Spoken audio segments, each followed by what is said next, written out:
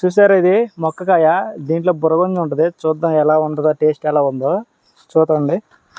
ఒలిచి చూద్దాం. ఇలాంటి కాయలు మాకు రోజు ఫ్రీగా దొరుకుతాయి. మేము కొబ్బరికాయలు ఒలిచేటప్పుడు కొంతమంది అయితే సిటీలో కొనుక్కొని తింటారు. వాళ్ళ కోసం ఇదండి ఇలా మొక్క వచ్చేస్తుంది. ఇలా మొక్క వచ్చిన కాయ మనం తినాలి. దీంట్లో వాటర్ ఏమి ఉండదు, లోపల కొబ్బరి పువ్వు ఉంటుంది అనమాట.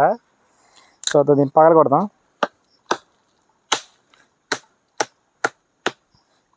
చూడండి,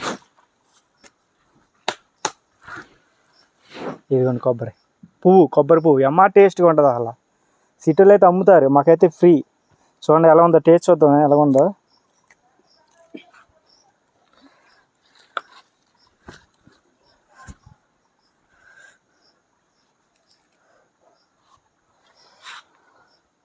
చూడండి ఎలా ఉందో.